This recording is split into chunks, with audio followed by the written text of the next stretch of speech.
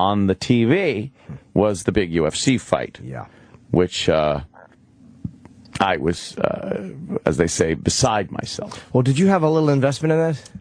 I had made a bet. People are laughing at the amount of the bet. It was with Mikey Cuffs, Mikey the cop, and me and him made a bet.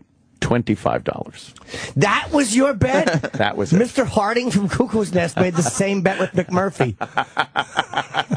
I'll bet $25. It was an inexpensive bet, but it was the principle of the bet, more so than the dollar value. Yeah. And I watched the St-Pierre fight, and the judging was atrocious. Mm-hmm. And I wound up losing the bet. And I was none too happy about it. How the judges weren't arrested for that is beyond me. They're terrible. And this is why, before the show, I said, I think there was a pro-Canadian vibe in there, because another fight... Should that ever make a difference? No, but I had a feeling about it, because there was a guy, Rory McDonald, who I love. He's one of my favorite fighters. But he lost the fight to Robbie Lawler. Mm-hmm. He's a tall, skinny Canadian guy, and he lost. Yeah. And Lawler, I thought, beat him pretty handily. I think at least 2-1. And one of the judges, it was still a split decision. And I'm like, what judge thought that fucking Rory McDonald won that fight? Exactly. Yeah. I believe me, I wanted him to win the fight, and he didn't win it. Yeah. What judge sits there and goes like, oh, yeah, he won that one handily. And this is why I love fucking Dana, because he came out and was he angry? He was disgusted, and it is to his advantage. Like, as a UFC, the head of the UFC, yeah, it's to your advantage if George St-Pierre wins. Yes. Because hopefully you can get a win out of Anderson Silva in December, right, and then maybe book a super fight like a Silva GSP fight. It's not to his advantage if fucking Hendricks wins. Right. But he knows that seeing a fight end like that and have it's terrible for UFC. Yeah. It puts UFC in that same realm as stupid fucking boxing, which just got destroyed because of horrible judging and management and everything else that goes along with boxing. Now, are the judges just bad? Like, what motivation would they have? You never know, man. Is it an odds thing with Vegas? Right. You don't know. You don't know. The Nevada State Athletic Commission has nothing to do with UFC or boxing. They're completely independent. Yeah. There's nothing Dana can do to change them, I don't think, and neither could boxing. He was angry. We have Dana's clip because I love this. I love the fact that he jumps right on it. That's why people. That's one of the reasons UFC is so popular. Yeah, is because he fucking just comes out and says what fans are thinking. He doesn't toe the company line. And before he actually made this statement, because I got right on fucking line on Twitter and just started fucking lambasting the judges and what a fucking joke it was, and then these motherfuckers just start going, "Oh, you asshole, he won that fight." It's like, what did you watch? What fight did you watch? I watched it again last night. I said, let me be fair, I watched it again. And then they're like, oh, yeah, but first of all, GSP being beat up had nothing. Like, his face didn't matter to me because he does, like, in the Condit fight, he gets fucking, he bruises. Some people just don't like that. Yeah. You fucking rub their cheek and all of a sudden they're bleeding. But he lost the fight. People are like, no, the 10 points. I watched the fight.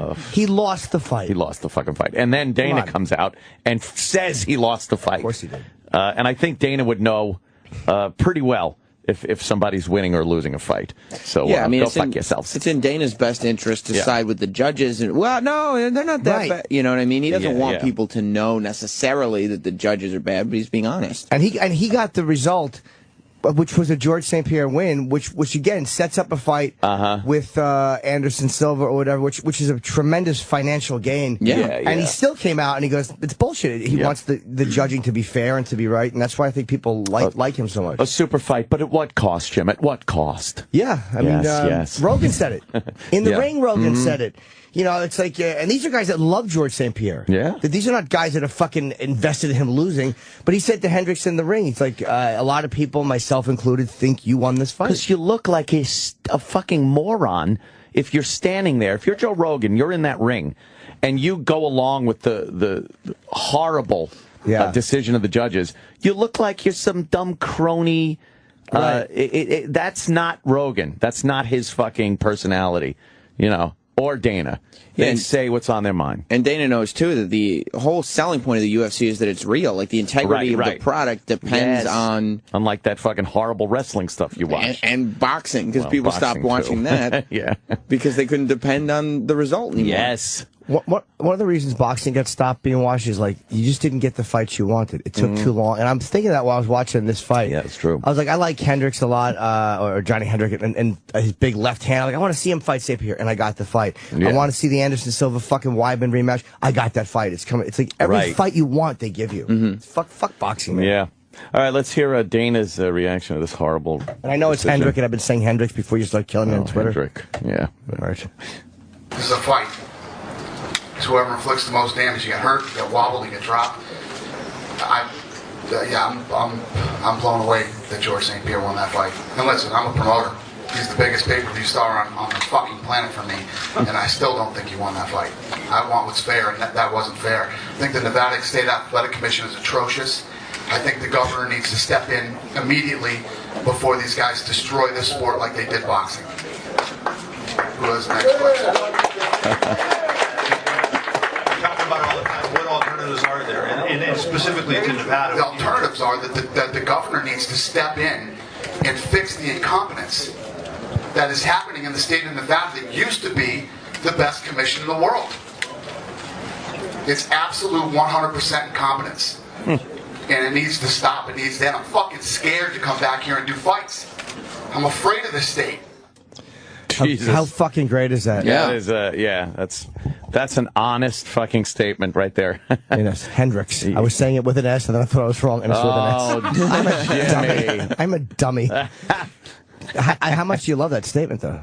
Yeah, it keeps your credibility and the credibility of your sport. Yeah, because I was just livid. I'm yelling at everyone on Twitter. Come on, Dana, fix it. And then Joe Rogan's a crony. No, but Rogan said it, and Dana hates that shit, man. Yeah. It makes him look bad. It does. Once Dana said that, then was everybody on Twitter off your case? They just go away. Like, oh yeah, I knew that. Did you see the fucking Rashad Chael fight? Yeah. Rashad is fucking... See, I've taken one of those punches. They're not pleasant. Oh, awesome, yeah. He was probably hitting Chael harder than he hit you as well. In the face. In the face. Yeah. Imagine that punch in your face. Yeah. Ouch. Fuck, a lot of times in a row. Oh. Did you see the fucking... There was one point when St-Pierre Hendricks in the first round, when Hendricks was driving his elbow into the face. Yeah. The amount of punishment those guys take from elbows, man. Wow. Is that awful? It's amazing they don't end sooner. And the ref, he was letting him fight. There were a couple instances where I'm like, oh my God, they're going to stop this. Yeah.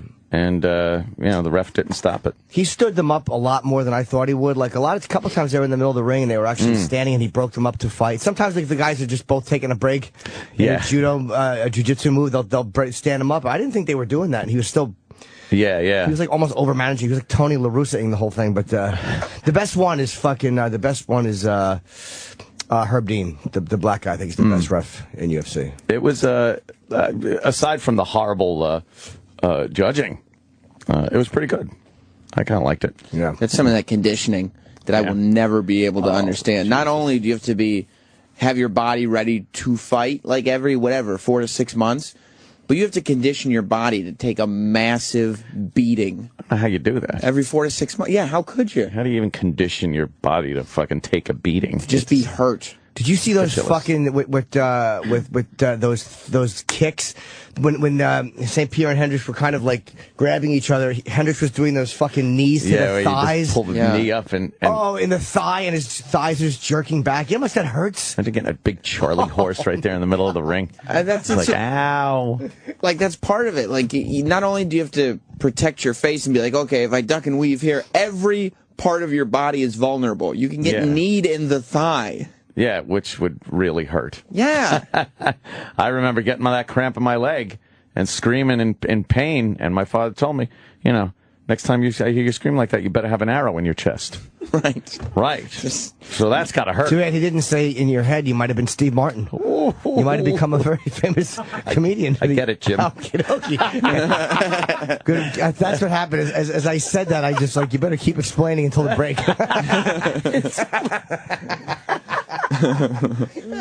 Shit. So it was a very action-packed, fun-filled weekend. Joe Rogan's on the phone, ladies and gentlemen. Joe Rogan. Hi, Joe. What's up, Joe? Hey, I got up specifically because I read Anthony Cumia's tweets. Oh, my God. I was livid. I bet $25 on that match. And I got to tell you, I was playing poker with some of my buddies, and the fight was on. And I decided to bet $25. It had nothing to do with the money. It was the principle of it. Joe, what the fuck was that about? Well, there's two problems with the decision. One of them is terrible judges, and two is a really bad scoring system that we took from boxing. The 10-point must. Yes. Yeah, it's a terrible system, and even though it's a terrible system, it's even in the form it's at, it's not even used correctly. Like, if you have a round where it's debatable who won, and you give them a 10-9 round, and then you have a round like round 2 where Hendricks rocked GSP, had him badly hurt, had him really fucked up, they give that a 10-9 round as well. Right. That makes zero fucking sense. Yeah. Hey, let me ask you, Joe. Problem. Which rounds did you? I mean, I thought Pierre won. St-Pierre won round 3, and he looked better in round 5. Did you give him any rounds, or what did you think? He could have had those 2 rounds. Yeah. 3 and 5. The real issue is damage and the like what has been done to Johnny Hendricks. Just scoring, like tagging him or hurting him. Johnny Hendricks clearly hurt George way more than George hurt him, and this is the hurt game. It's all about hurt. Right. I don't know why this has to be judged on the boxing criteria, why everybody thinks, well, it's this, and the way they judged it was because of the punches that connected and stuff. No, an effective part of this is how much you're beating the shit out of the other guy. Yeah, without a doubt. And that's also what we were talking about, the issue with the scoring system. We just took the 10-point must system that was already approved by the Nevada State Athletic Commission. So what MMA needs is a much more comprehensive system. You're dealing with kicks and knees and elbows and takedowns and submission attempts. So many more facets to fighting that exist in boxing that have to be scored and then have to be subjectively analyzed. It's a fucking mess. Yeah. That was obviously Dana was not happy with the result of that one. He let it be known. No one was happy. And let me ask you, it felt like there was almost, and this might sound paranoid, but it felt almost like there was one of those judges was very pro-Canada, because the Rory McDonald fight, and I love Rory McDonald, but I thought he clearly lost that fight. I think, if I remember, he won round 2, but I thought he pretty clearly lost that fight, and it was still a split decision. I'm like, how was that a split decision? Who thought he won that fight? Yeah. Well, the Rory fight was a little closer, and here's the issue. The leg kicks of Robbie Lawler were big in the first round, and then he landed a head kick towards the end of the round. I thought he won that round, but I could see someone scoring it for Rory. I wouldn't agree with them, but I could see it. Okay. Do you mean round 2 or 3? Round 1, I was saying for Rory. Round 2 was much more close, right? And then round 3, Robbie won in a big way. Yeah, I thought it was Robbie, Rory, and then Robbie. Maybe you're right, but I was about round 1. But I was like, how did anybody see that as a fucking? It's just the judging is absolutely just atrocious, and it's not all like. And people who criticize Dana, it's like the UFC financially, it's a big advantage if GSP wins, and then they can probably promote a super fight if Silva wins. So for him to go out there and go, look, this just wasn't fair, is obviously he's not thinking of the money, he's thinking of what was the right and wrong decision. Credibility. Yeah. And for the UFC, first of all, it's terrible if a fighter wins but loses. Yeah. That's terrible, because that gets everybody mad. Yeah. It gets people who bet angry. They lost money. $25. There's a lot of people in Vegas that bet on that fight. Oh, man, they must have been really fucking pissed. Imagine that. And rightly so. Look, the Nevada State Athletic Commission fucking sucks. They're terrible. Yeah. They've done nothing to change. They have a real issue with their judges, and a lot of the issue is these people have no martial arts experience whatsoever. Right. They're boxing judges that they've sort of trained in MMA. They have the same issue with the referees. You got referees that there's a woman named Kim Winslow. She stood someone up while they were in the middle of a submission attempt. You can't fucking do that. Yeah. Did you think? Putting a guy's arm down for an arm triangle. Now, if you understand jiu-jitsu, you know what he's doing. You see it, and you go, "Oh, he's moving. Oh, he's got the arm." And then she's standing him up. I go, Mike, what the fuck? Wow. Did you think? I thought that a couple of times.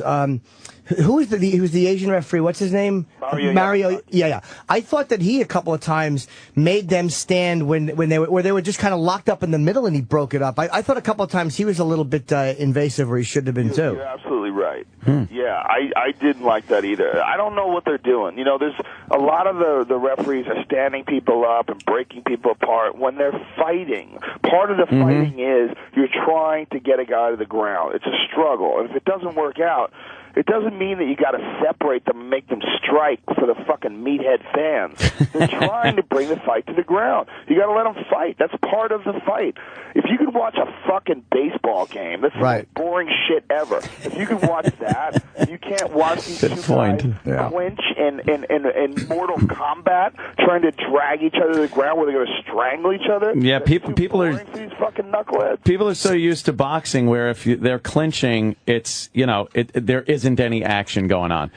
You can't use that with MMA because people are trying submission holds and whatnot.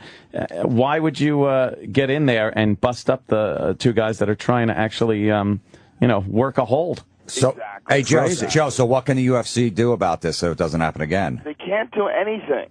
That's the thing. The UFC all they are is a promoter. The athletic commission are the people that assign the referees. They're the people that assign the judges. They're the people that do everything. I think there's not much they can do. Herb Dean is my favorite of all the. I think he has the best instincts. He comes in like he's going to stop it, and then he sees the guy's okay. I find him to be the best one. You're absolutely right. He's the best. He's the best. There's a bunch of real issues on when it comes to refereeing, when it comes to officiating fights, judging fights. There's a bunch of real fucking issues, and they haven't done anything about it. And it's the same issues that happened in boxing. When you saw, how about the last fight with Floyd Mayweather, where one of those fucking judges didn't score it 100% for Mayweather when he fought Canelo Alvarez. That's corruption. That woman is the same woman that scored Timothy Bradley beating Pacquiao, which was another atrocious decision. That's corruption. So you've got incompetence, and you've also got people that are probably getting paid. Wow. That's a real problem because, here's a position, like the Floyd Mayweather fight. It wasn't a unanimous decision. It was a majority decision. One of the fucking judges, that dumb cunt, scored it a draw. So when you look at that, you go, well, what's the significance? He still won. He didn't win a unanimous decision.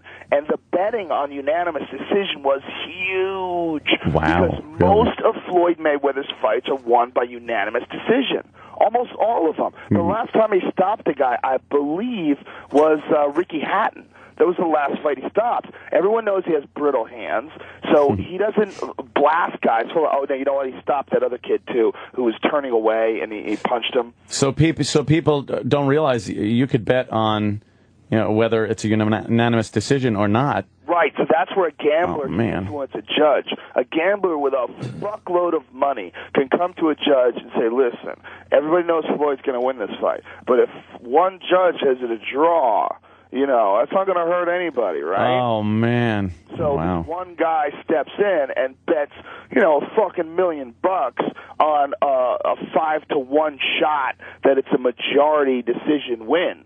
Because most people are not thinking it's going to be a majority decision win. So she gets paid, he gets paid. Now she just vanishes from boxing. She just retired. Yeah, she's made her money.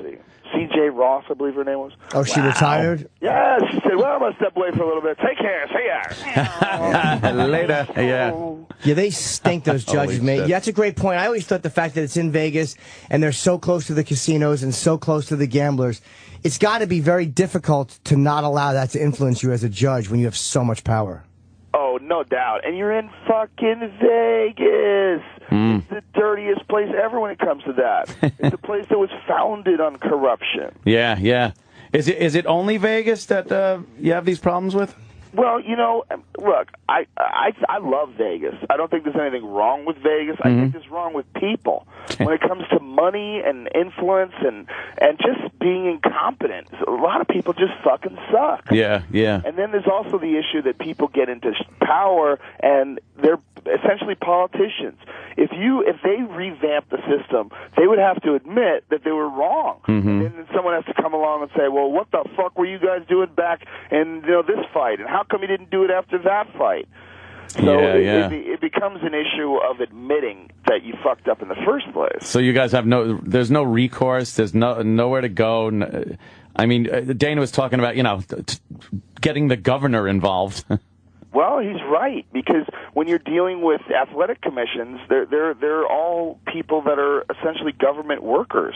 They were trying to get the government involved after the Manny Pacquiao decision, after that one with Manny Pacquiao and Timothy Bradley, where everybody thought that Manny Pacquiao won, and Timothy Bradley was a big underdog but won the fight. A lot of people thought that was corruption, and again, that was one of the same people. This woman, C.J. Ross, who doesn't do it anymore, and then there was the fight with Canelo Alvarez and Mayweather, where everybody thought Mayweather pitched a shutout, and this one chick, the same one, comes along and she's in jail. It's amazing. She looks awful. And by the way, I hate her fucking androgynous initials. I detest her attempt to not let people know her gender until she shows up because she thinks that's how she'll avoid bias. CJ. Yeah, that's actually how Jamie Foxx changed his name so he could get up at the Laugh Factory. Are you serious? Yeah, because his name isn't Jamie Foxx. Jamie Foxx is a stage name that he created because it sounded like a girl.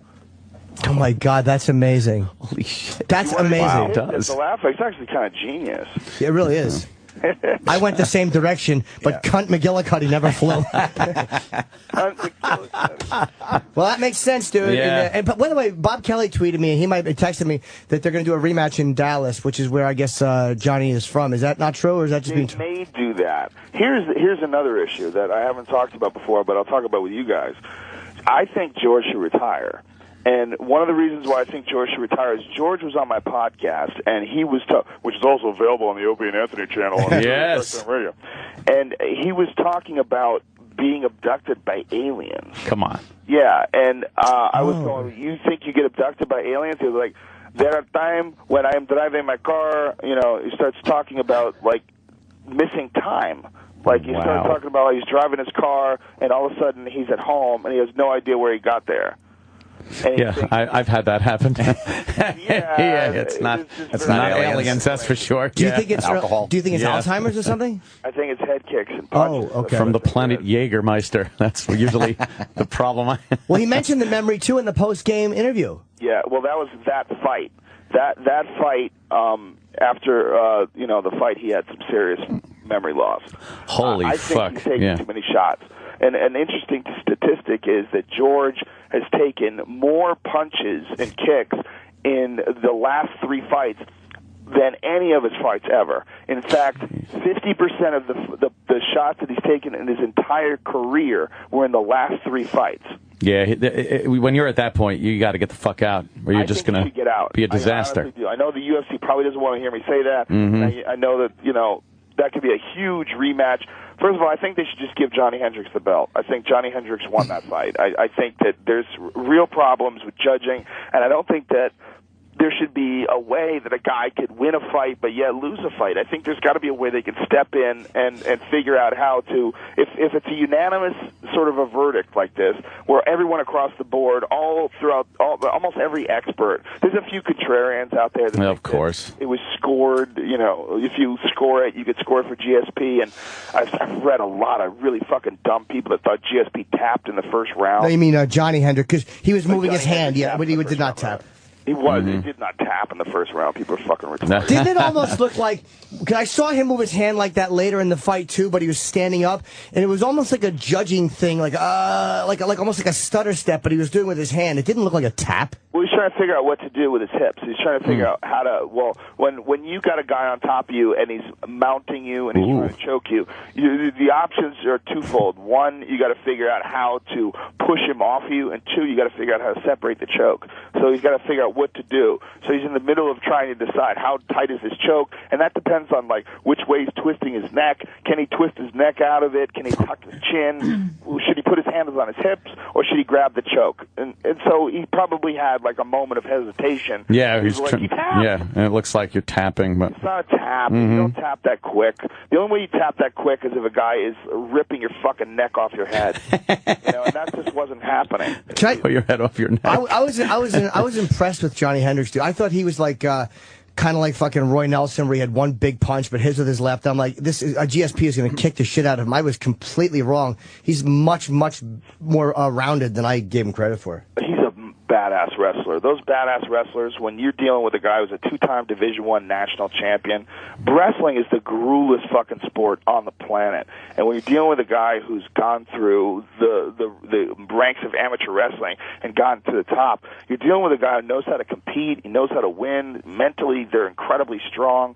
There's a lot of factors leading into that. And then there's the fact that he fucking hits hard. Yeah. I didn't like a lot of things about that fight, watching George fight. I didn't like that he wasn't moving his head. And I was mentioning that in the fight, like, he's not moving his head off the center line. Like, when he was standing, he was, like, moving in or moving out. And Johnny was tagging him over and over again. He was hitting him in the clinch. When George was trying to take him down, Johnny was blasting him with elbows. I think there's a certain amount of enthusiasm and passion that any champion has to have, and I think George is starting to let that slip because I think he's concerned about his health. Right. As he should be. Jesus Christ. What do you think about Weidman Silva too, which is a fight that I want to go to? I actually booked Las Vegas just so I can go to a fucking fight. That's going to be amazing. That's going to be an amazing fight. Do you think that Silva's able to beat him, or do you think that Weidman just has his number? Well, when a guy knocks you out, that's a huge psychological advantage. And when a guy knocks you out because you're clowning, you feel like a fucking idiot. Yeah, no shit. Yeah, I mean, that was like the biggest, oh my God, I feel like an idiot moment ever in the UFC. Guy drops his hands, he's taunting a guy, and the guy goes, oh, really? Think? And just knocks him unconscious. I mean, it was terrible. Doesn't that also make it like maybe psychologically easier for Silva, because he's like, I know what I was doing was stupid, so that won't happen again, as opposed to giving it your best and still getting knocked out? It's possible, but you know what? Here's another thing. Brazilians are mad at Silva. Like, apparently, like, Brazil was like, Anderson Silva was the darling of Brazil, but now Anderson was getting booed. Oh, wow, yeah. Brazil at a fight. And he looked like an idiot. Yeah, well, people are upset. Like, you made us look stupid. Like, they're very nationalistic. I mean, I'm sure he could get all that back if he won. And, yeah. But, and then the other thing is, Chris Weidman is a motherfucker. Yeah. He's a motherfucker, dude. He's a different kind of guy. He's a strong dude, very strong mentally, and he believes in himself 100%. And going into that fight, he has issues with his knees. Weidman's had trouble with his knees for a long time, but he recently went and got this blood spinning procedure done in Germany. Oh, that seems to be the thing to do, yeah. Well, I just got it done. Yeah. I just got it done on my neck. It's fucking amazing. What did it do for you? I had a bulging disc in my neck that's been bothering me for years from jiu-jitsu, from just getting my neck cranked. And I was getting numbness in my hands at one point in time, so I stopped. I got real proactive with it, did a lot of different therapies, spinal decompression, all these different injections, like Prolo Ozone, where they're trying to promote healing in the area. But nothing worked like this shit. This shit, they take your blood out, and then they take out like a liter of blood. It's a fucking Evian bottle of blood. It's huge. I put pictures of it on my Instagram, how much blood they take out. It's ridiculous. Shit. It actually gave me the flu, because I was kind of sick going in. I had a little bit of sniffles, and they took all this blood out. My body just went, yeah, we need that. We need that stuff, Joe. Yeah. Hey, stupid. Yeah. You already got the sniffles. We're trying to work on it. So wait, they take your blood, they take your spin blood it out, and they spin it in a centrifuge and apply heat to it. And apparently it makes your blood produce all sorts of different factors for healing. and it becomes the most effective anti-inflammatory drug known to man. Wow. Yeah, and it's produced by your own blood. It's not FDA approved in America, so like if you get it done in America, which I did, you have to do what's called off-label, which means your insurance doesn't cover it, and it's expensive. It's like $12,000. But in Germany, they're just much more advanced than us because they didn't have to deal with all the stem cell bullshit of the Bush administration. So they can do all these different types of procedures, and they get actual, insurance and research. And so with this blood spinning, they spin it around, they heat it up, and then they take out this yellow serum, and then they inject it directly into joints. To me, it was in my back. Dana White had it done. They did it intramuscularly with him because he has Meniere's disease or something in his ears. Is it still helping him? Fuck yeah, it's incredible. This stuff is like, it reduces inflammation like almost instantly. Within 2 days after the injections, I was like, holy shit, I got a new neck. It's like for years my neck was always stiff. I'd have to get deep tissue massages a couple times a week just to be able to do things. Joe, in baseball and sports and stuff like that, they're totally against this. They think there's HGH involved, and I know. HGH. Because Bartolo Colon, the pitcher for the A's, went over to Germany and got this done, and all of a sudden he started pitching great. And they were researching it. They wanted little medical records of what went on, why you healed, why can you throw a fastball 92 miles an hour at 42 years old. Yeah, but it's just healing. That's all it is. I mean, if they're against healing, they're assholes.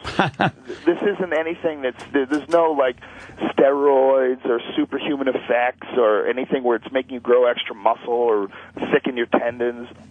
Which there's things already you can do that are legal. One of the things that I had done was called prolo-ozone therapy. And prolotherapy has been done for years. And a lot of grapplers do it actually just to strengthen their tendons when they don't even have injuries. What it is they inject this glucose solution directly into your tendons. And it makes them thicken and strengthen as much as 40%. That sounds fucked up. Yeah, I've had it done on my knees. I've had it done on my wrist. I've had it done on my back. It's painful as fuck, but it's very legitimate. It really does have a substantial benefit in the tendon strength. It's a permanent improvement. So people are doing that legally. I mean, you're strengthening your tendons by 40% legally. Why doesn't sports like baseball and football to get these big stars back on the field quicker, get into this? Well, they are doing it. Peyton Manning did it. That's how he's playing football again. Oh, right, because did he go over to Germany to get this done?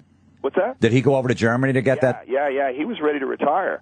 He had 2 fucking neck surgeries. He was ready to pack it in. He had the exact same injury that I had. What's the big aversion here in the United States for making this mainstream? Well, I'm sure there's a lot of different pressures. There's orthopedic surgeons that don't like it because it's going to fucking kill their business.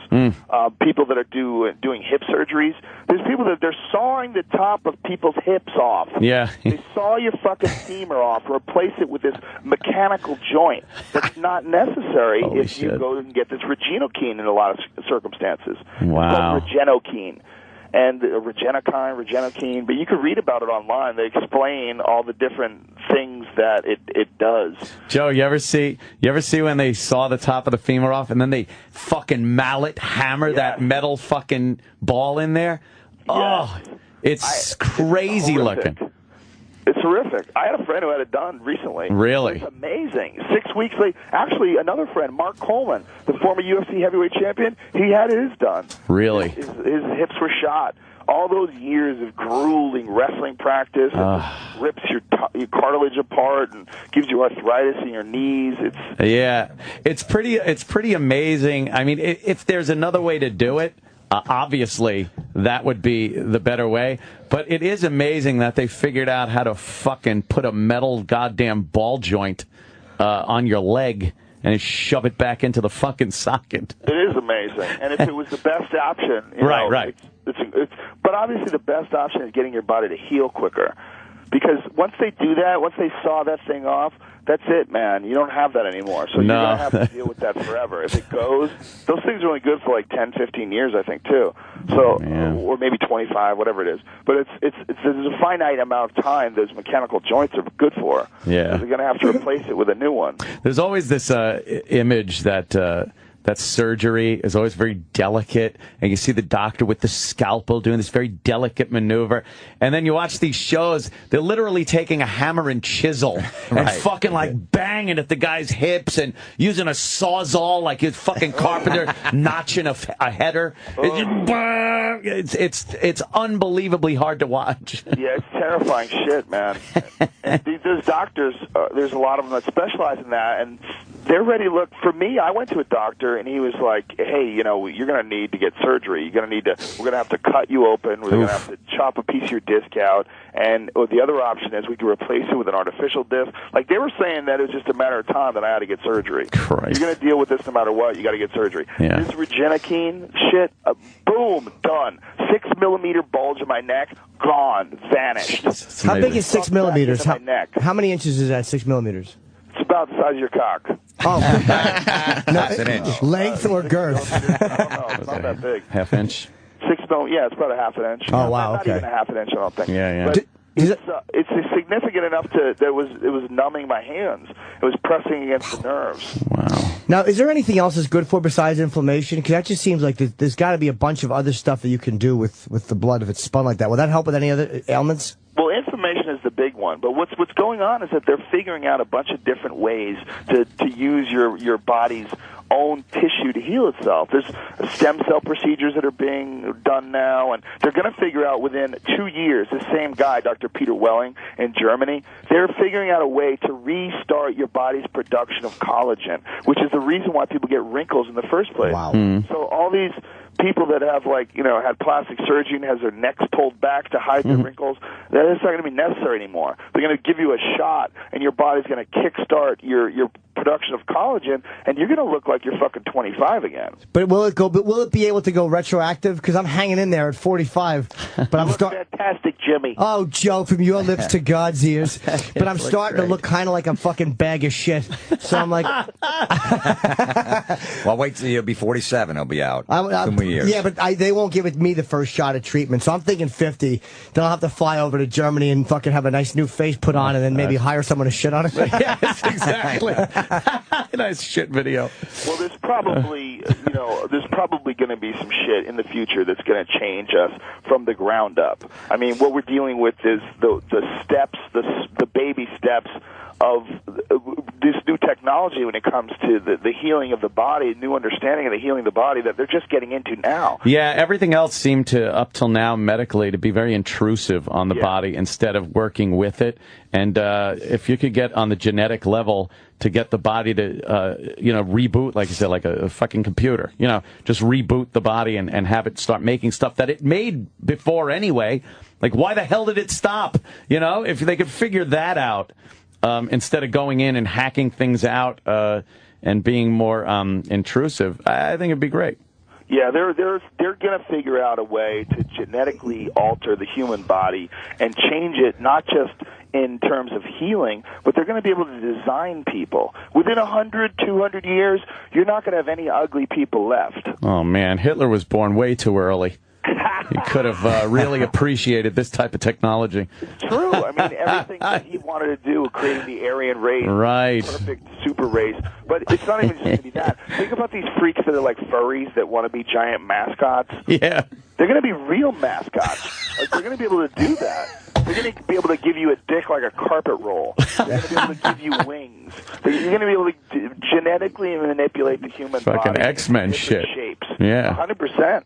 It's crazy. They're going to be able to, ready for this? They're combining spider silk and human tissue to make artificial skin that's fucking bulletproof. Okay, that's crazy. They're going to be able to grow bulletproof skin. Wow. Now just think of the implications there. Yeah, there's going to be some amazing shit for bad people. All I want, Joe, I don't need all that nonsense. I just want to be able to tap dance like Gregory Hines. That's all I want. Science to teach me how to tap dance. But that's we're going to have some really interesting times in the next 100, 200 years. And a lot of people like the transcendent man with Ray Kurzweil. Ray Kurzweil. He believes that if you can live to be 50 more years, you're going to be able to live to be 1,000.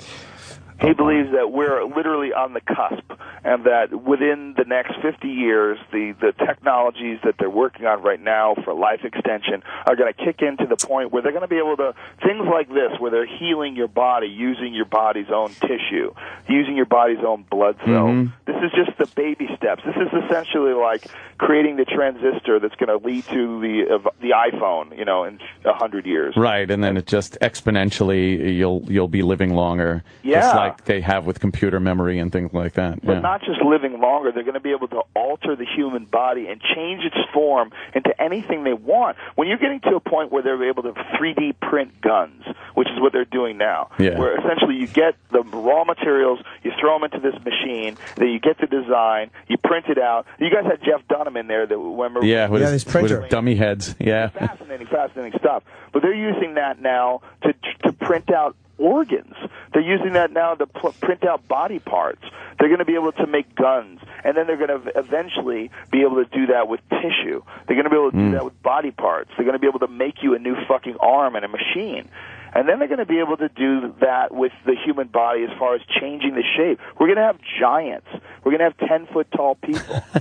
I love talking to Joe. Yeah, This wacky world that we're going to fucking have to live in. Do you think Ray Kurzweil's time frame is off? I feel it's partial wishful thinking that he thinks that. What would he say by 2035? 2045. 45. I think he's off. Yeah, he might be off. But the thing about Ray Kurzweil is he's been right about everything. Yep. He predicted search engines when the Internet first started. He predicted the Internet itself. He predicted voice-to-text speech and helped create it. He predicted a million different things. He's a super genius. Yeah. So when a guy like that sees the potential based on what's currently available, what's possible, and what's being worked on, he's not just like speculating idly. He's making calculations based on what has already been achieved. What's his vitamin regimen? Do you have to belong to something to get that, or Flintstone join? chewables. Oh, I thought it was Simple. more. Yeah, he likes Flintstones chewables and those little gummies. The gummies. The gummy yes, bears. Right, yes. I give those to my kids. They're awesome. He wrote a book on it. I don't know his exact protocol, but he discussed it. When I interviewed him for my sci-fi show when we were talking about life extension, and he went into depth about it. About all the different supplements and amino acids that he takes on a daily basis. He essentially takes about 100 pills. Now, do you think that's crazy, knowing about health that you know? Well, no, it's definitely not crazy. But without a doubt, nutrition has a really big impact on the way your body functions. The nutrition is essentially the building blocks for cells, the building blocks for repairing your body.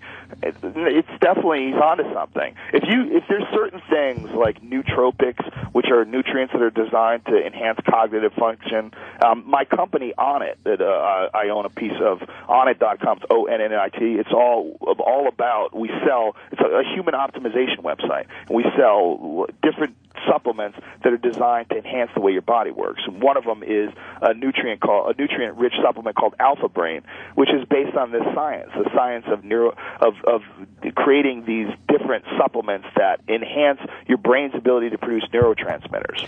I hate when and then you talk about whenever I hear something like this that sounds so great, there's always one person that will write and go, dude, don't take it, gives you cancer of the heel. There's always one fucking naysayer. Well, there's always naysayers, but you don't really have to worry too much about things that are food-based, as long as there's a long history of people using them, and that's what this stuff is. If you want to worry about cancer is, a lot of what cancer is inflammation. And inflammation, which is what this guy Peter Welling is curing with this Regenikine treatment. And also free radicals, and there's also a genetic aspect to cancer. There's an environmental aspect to cancer. Guys, people are living in New York City and living in Los Angeles. There was a study recently that said that that's taking a certain amount of years off your life no matter what. Just for where you live, yeah. Just living in a place where there's a lot of pollution. You're taking, no doubt about it, you're taking years off your life. There's nothing you can do about it. When you realize, when you're in walking down the street here in New York City, and there's that many cars, just the brake lining dust alone, that's like all that asbestos that's flying into your face from just the brake linings. Terrible. Is so bad. Get me the fuck out of here. on another when planet. You drive anywhere you go. Like my family used to live in Pennsylvania, and I used to go to visit them. They used to live in like bumfuck Pennsylvania, like Harrisburg, and I would drive to visit them through like these areas where they had these cow factories. And, there were just like thousands of cows, and it stunk so fucking bad. Yeah. Unbelievable. Well, when you're breathing in methane. Yeah. The whole fucking town would stink. Yeah, that's methane. Yeah. You're breathing it in, 100%. You're breathing in something that causes global warming. That's got to be healthy. Cows produce more global warming in India than cars do. Yeah. There's a lot of natural reasons for global warming, as they say, but I still don't buy the whole thing. You don't buy global warming? Well, no, I don't buy it in that it's as dangerous as everybody says. We're humans, of course. We're affecting the environment and the planet. You'd be silly to think we're not. But I don't know how bad a thing that is when you think about, on a global scale. Like, who cares? Well, it's pretty fucking bad when it's going to raise the ocean levels and Miami's going to disappear. Yeah, right, and then, there's certain places where we fucked up and we built where we shouldn't have built. That's the bottom line. Yeah, but then, we're not transient enough when it comes to moving cities. But the great thing is, it just fucks up the people. Like, when people say it fucks the planet, it's like, nah, because once, if the Earth decided to turn around and fucking tell people to go fuck themselves, this planet would be just dandy in no time again. That's true. Regenerating everything that we fucked up. If the ocean raised and killed a bunch of people, that would stop us from polluting the fucking ocean and give the ocean a little bit of a break. Yeah, and then, who really cares if a fucking town gets destroyed or a city gets fucking plowed over with water for a few centuries? Well, Anthony, no one seems to care. I'm on team people. Yeah. That is a great part of what makes Joe Rogan. He is team people. Where do you live, Joe? You're not in L.A. anymore? Yeah, I am. I'm north of L.A. I moved back when my wife was pregnant when we were living in Colorado. Oh, okay. We were way too high. We were at 8,500 feet, and she was real bad. So I wound up moving back, but I fucking don't like it here. Why is it bad to be pregnant and be that high up? Is that bad for the... Really low. The high altitude is low oxygen. Oh. It's really hard to breathe. Like, it's amazing when you're working out up there. You feel like you're like you have a wet blanket stuffed in your mouth. You can't fucking breathe. It's incredible how much difference it is when you're up there. And when I was living up there, I would live up there for a couple months, and then I went to like sea level. I remember I worked out in Philadelphia after I was living up there. You feel like a fucking superhuman. Your body's used to this high altitude, low oxygen environment. But for women, when they're pregnant, it's very bad, and it's very dangerous for the baby. There's a lot of premature births in Colorado. A lot of kids are born kind of fucked up. It's real dangerous. Yeah, I guess you'd want as much oxygen as possible. Yeah, at that especially point. if you're not accustomed to it. It takes like 3 years for your body to totally acclimate to it. Oh, wow. There.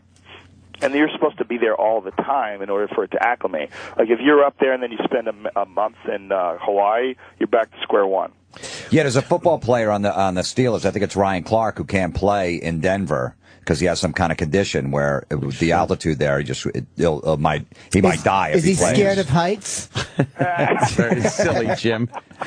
Well, there's a lot of fights that we put on there that are fucking terrible fights because when we go to Denver, like, especially heavyweights, they just can't fucking fight. Yeah. We had Mark Hunt versus Ben Rothwell, and you would think the guys were incredibly out of shape, but they're not. They're just too fucking big to be up there. Just lumbering. I remember going to Colorado for some fucking show. I don't even know what it was, but I know I was there, and it was a jacuzzi, outside jacuzzi thing, and it was winter, so it was fucking snowing. It was great, but I went inside the condo, and I usually take 2 stairs at a time up the stairs, and I did that, and I was exhausted. Like I was huffing and puffing like I was completely exhausted. Someone's just living life to the fullest. 2 steps. That's the name of Anthony's autobiography. Yeah. 2 steps at a time. 2 steps at a time. It was terrible, though. Yeah, it's a big impact, but it has a huge effect for fighters. A lot of fighters train at altitude. Like in Albuquerque, Greg Jackson's camp trains at altitude. Team Elevation in Denver. There's a lot of Amal Easton's place in Boulder is famous for guys going and doing their training camps there. Because it's at a high altitude, you're working harder, your body develops more red blood cells, and then you go down to sea level and you can perform for him. A lot of fighters train at Big Bear as well in California for the same reason. How long does that effect last for, like that super effect? Not long. That's the thing. You got to get it in within a week or two. You got to be back. You know, like if you have a training camp, you're supposed to stay up there till as close to the fight as you can get. Any of this blood stuff you're talking about, or these pills, I've always had bad sinuses. I've gotten the surgery. I've had my adenoids shrunk with not my adenoids, my fucking turbinates shrunk with a needle twice since. And I still get it's just the congestion and the fucking allergies, which you can't do anything about. Did you ever change your diet? You know what? It might be something to do with it. What do you think fucks that up? Do you know? There's a lot of things. I bet gluten, and I also think dairy. Those two things probably have a big effect. Gluten has a huge effect on inflammation. Huge effect. Makes a lot of people inflame joints, and then you stop doing that, and all of a sudden you have like a lot of relief and a lot of things that are bothering you. So my nose might be better if I didn't take. Like I only drink skim milk in the morning with my coffee, and that's it. Yeah, but you got a lot of yogurt. Oh yeah, I do. You normally don't eat yogurt. I just started because. Shit, you're I right. went for acupuncture and it cleared up my allergies and sinuses and stuff. It's worked great. Really? Yeah. I'll buy that shit. Fuckery. Yeah. It worked for me, man. I rarely get them. It helped about 85%. I lumped that in with Chinese dudes eating rhino horn to make their dick hard. Yeah, it's probably the act of hurting the animal that turns them on. I don't know if it's real. I mean, I've heard people say it's real, but I've done it before, and it did fucking absolutely fuck all. Yeah. It didn't do a goddamn thing. You ever take a Cialis? I tell you, Western medicine has figured certain things out, and my fucking punchable dick on a Cialis. Ray Kurzweil would be proud. My fucking dick just leaps to attention. Cialis You don't need rules. to kill tigers, you fucks. Absolutely. Yeah. Leave the animals alone. Pop a pill. Yeah, there's a lot of those things that they figured out that's a lot better than fucking acupuncture. Yeah, no shit. I guess we're ending now. It's 10 o'clock. Oh, yeah, look at that. But, Joe, man, thanks for calling. And I love the fact that you and Dana and just you speak. You're very, very honest. And I think that really helps the integrity of the sport a lot. Well, we're fans of the sport, and that's the number one thing. And I can't stand seeing things like this happen, where people win a fight but lose a fight, where you see terrible judging going uncorrected over and over and over again. Yeah. There's a real issue in the sport, and I had to call in you guys. And can I say, Bruce Buffer, I don't know if he's ever done a better job than he did announcing that match. That was one of the greatest announcing jobs I think ever done, was him introducing GSP and Johnny Hendricks. Ooh, was he fucking good. Does it ever fired up? He gets fired up. I never get tired. Now I watch the old Tyson fights, and that guy goes, "It's showtime," and I'm like, "Oh, fucking capital B-O-O." Yeah. This man needs no introduction the whole world around. Oh, yuck. Yeah, that's some old-timey shit from the old days. I'm like, fighting! Yeah, and he fucking jams the card in your face, just daring you to not fight. Buffer's face gets bright red. I mean, he's fucking screaming. Yeah. It's time! Dude, what a voice. What a powerful fucking voice. Yeah, he's the best. He's the best, and he's been doing it for a long time. You know, he's been involved in the UFC longer than me. And I started in '97. Have you been there that long? Yeah. I was I was a post-fight interviewer at UFC 12 in 1997. Who's your first interview? Mark Coleman. I interviewed Mark Coleman after he beat Dan Severn to win the UFC heavyweight title, the first UFC heavyweight title. I was a skinny, little, fresh-faced buck. Aw. I was like a kid in a candy shop. I was in my 20s, and I was like, "Ooh, I can't believe I'm here! Woo!" I was in Dothan, Alabama. Just happy to be there. Yeah, that's how I was at AVN. It was like porn. Fighting was like a disgusting thing that people were involved with. It was by no means mainstream. Very fringe.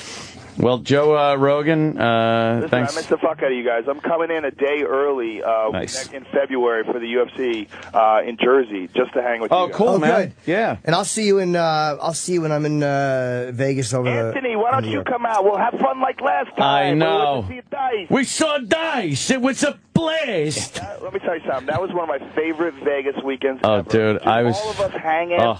going to get steak, It was going great. to dice. We didn't have nothing to do. No, that's why it was fucking cool. We just hung out and laughed our balls off, man. That was great. I just put a picture of that on my website's up now, and that's the first picture. If you guys want to see, go to jimnorton.com, and there's a show called Random Pictures from My Life, which is all my friends, and that's the first picture is all of us at the dice show at the end. It's nothing better than. It was such a fun week. Yeah. It's nothing better than seeing Dice when Dice knows friends are in the audience, because then he just does the show for you guys. We were just looking over at each other, fucking.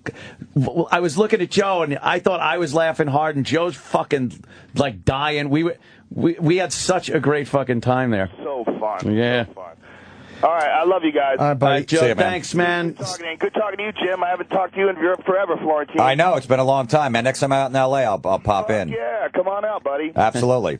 All right, take care, guys. Take it easy, Joe. Thanks, man. I'm glad I didn't just humiliate myself and say thanks when he said Jim. Oh, that would have been good.